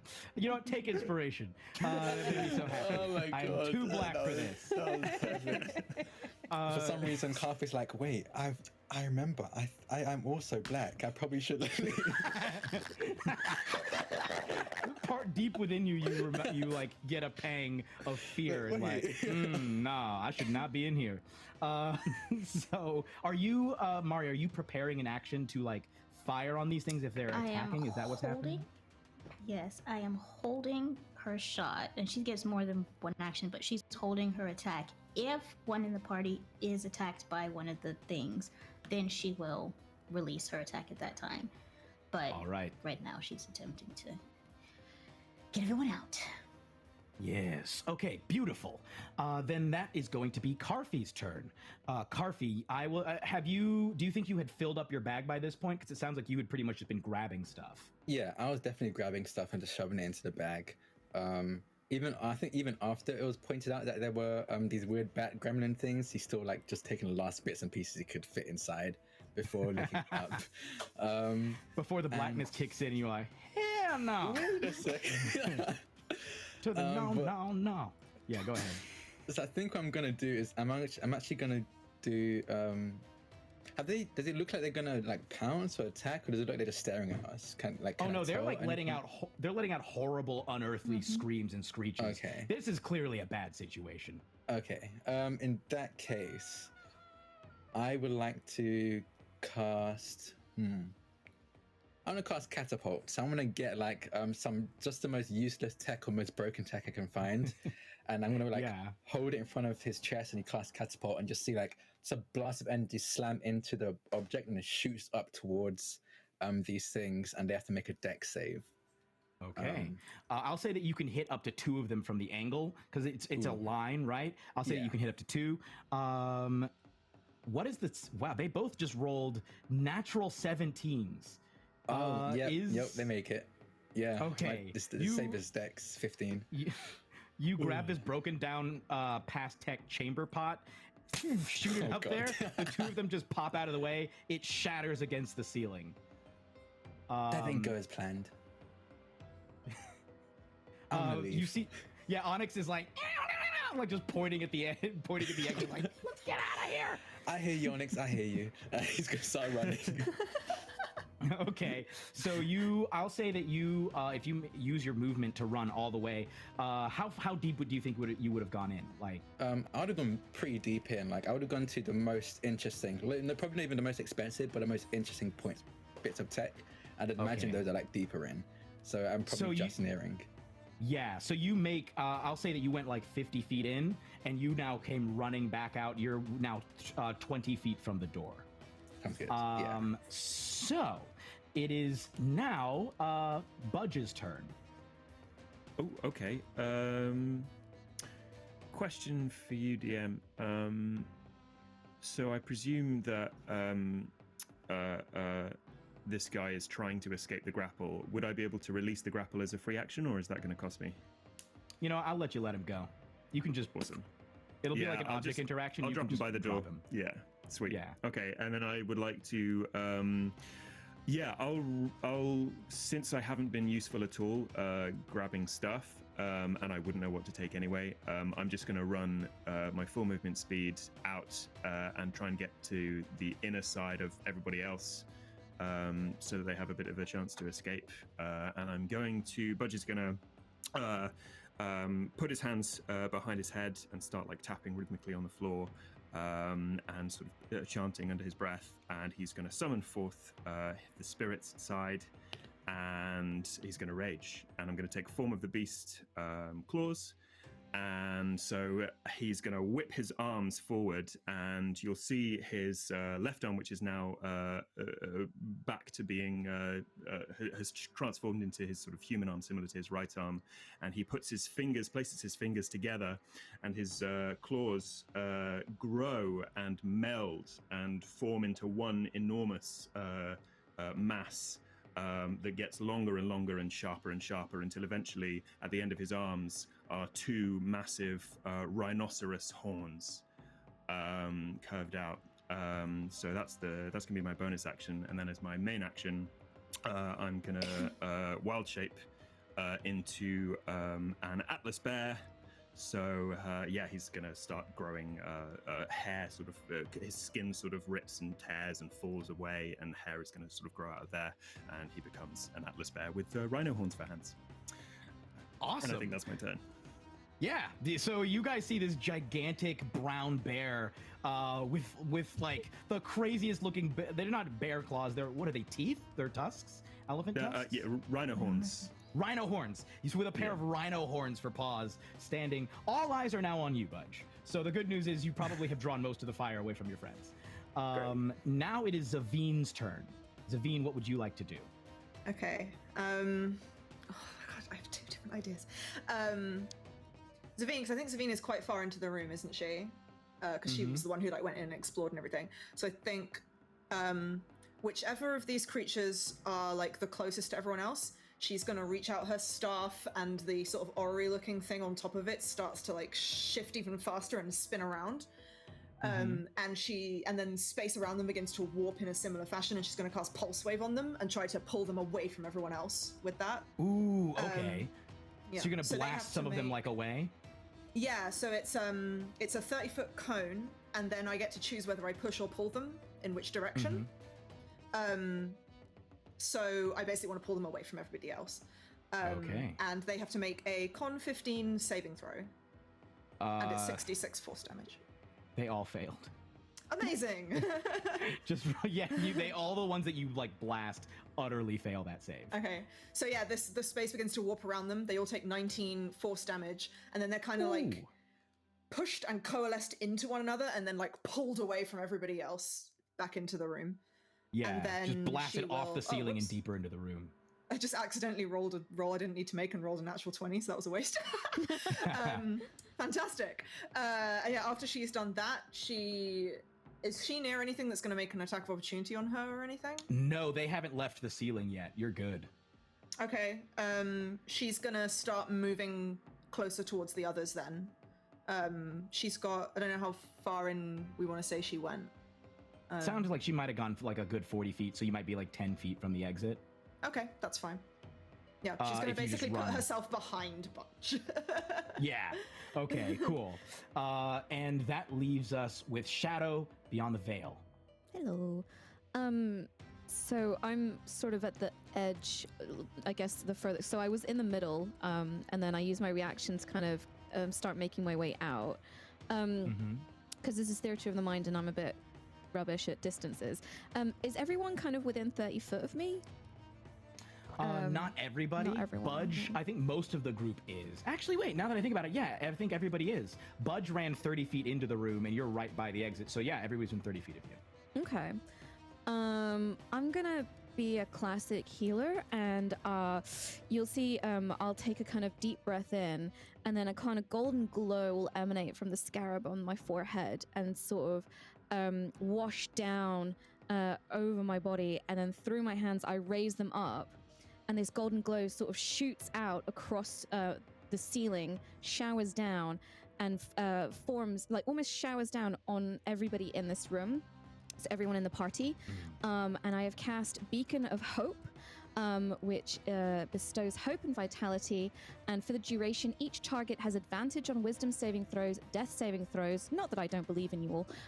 And you will also regain maximum hit points from any further healing that I do. Ooh. Well, any healing that anyone does.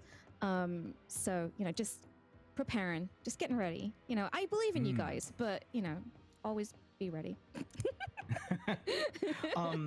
As you access your divine power, I'll say that same voice comes back, and you hear Shadow Beyond the Veil. You're doing well. Please, my child, I'm able to reach you here because the air is it's thinner here. The plane I can just come through. Please take you and your friends. Take some of my power. Flee this place. This is not safe for you. And you feel like this power coming through. You hear like, I'm in a realm of shadows. I will push you. And like this sense as the Capera being a Scarabeetle deity, and of course the legend being like, oh, the Scarabeetle rolls the sun up like a solar deity. It's like you feel the power of like a Scarabeetle behind you, just like, and all of you feel like a sense of like thousands of tiny little beetle legs all just like infusing through this magic as it touches you. And I will say you all for the next minute gain sort of a divine haste upon you. So the effects of the haste spell are on you guys. You get the sense, because like from the damage that these things have taken, they're still very much okay. This is like a very bad scenario to get trapped in, and you know that like you got to get off of this property. So all of you have the effects of the haste spell, which means that your speed is doubled. You get 2 actions, but the second action can be used to, I believe, dash, disengage. Let's see. The second action can be used for dash, disengage, hide, or use an action. Or if you may take the attack action, you can only take 1 action as your second action. But bottom line is speed's doubled. Your AC also goes up by 2. So you're all much harder to hit now, which is good because it is now the bat creature's turn. They are going to fly down. 3 of them, letting out their screeches, are going to try and bite into Budge. Budge, with your new AC, what's your new AC? 17? Looks like 17. Yeah, they're not going to get through, buddy. They fly down, and like it's as if like you're around your fur, this golden Scarabeetle carapace appears, and their teeth clatter against it. Another 2 are but that also would trigger Mari's attack if you want to attack one of these 3, or 2 of them, I guess, because you get 2 attacks.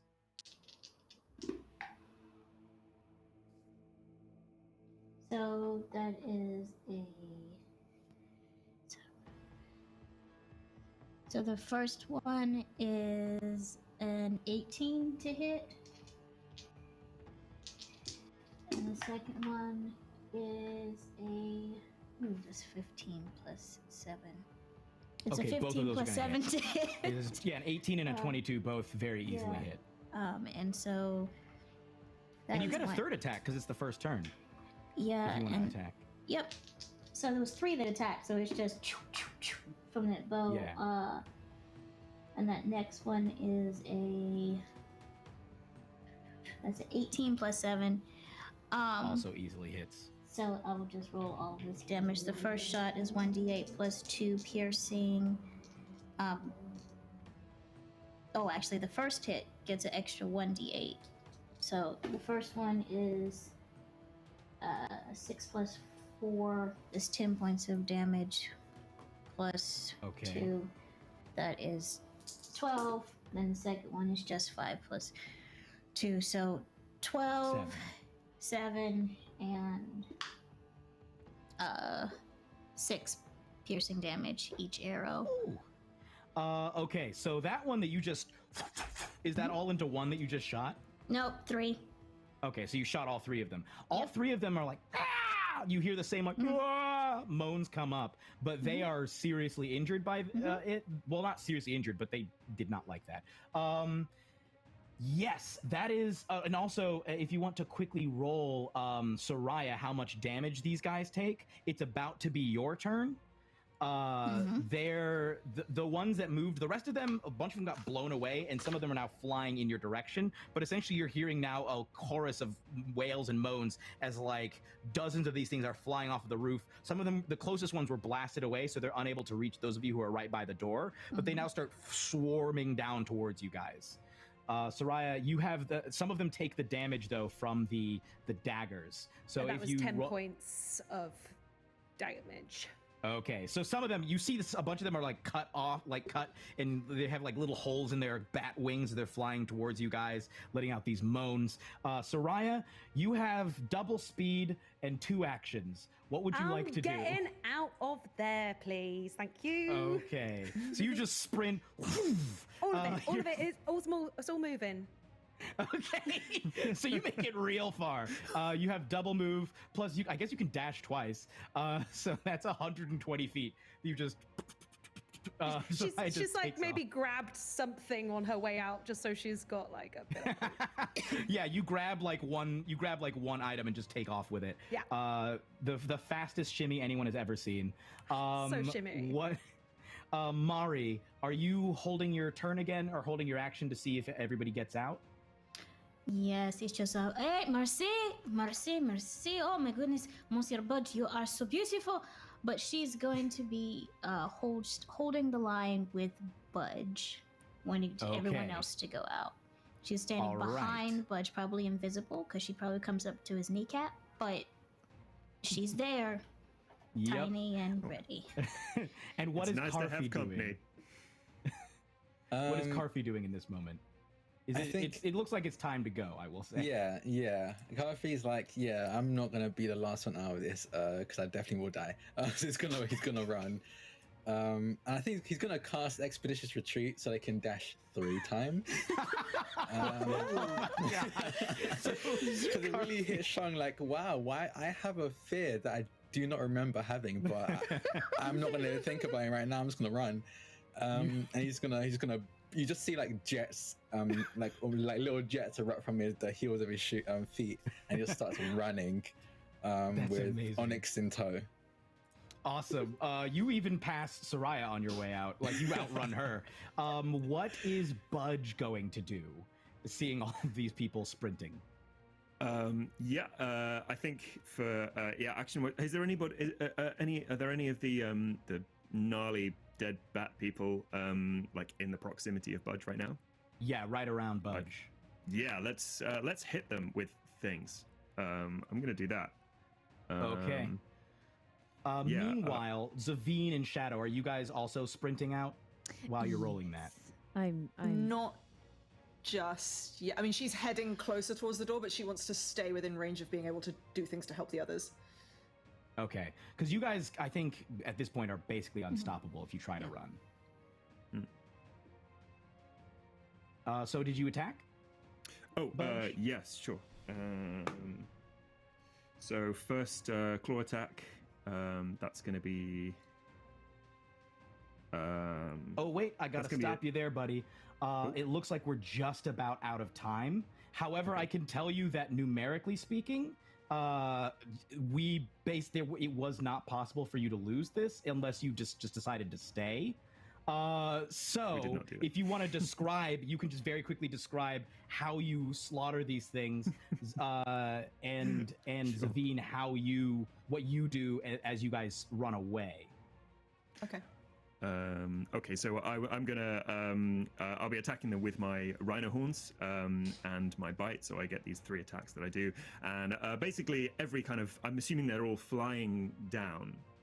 So I'm just gonna they've flown down next to you. Yeah, so if they're in a bunch, I'm just gonna see how many I can get like skewered on my rhino horns and try and make like a little kebab with as many of them as I can, because I've got a cat waiting outside who I love very much, and I think that she'd like them, so I'm gonna feed them to her.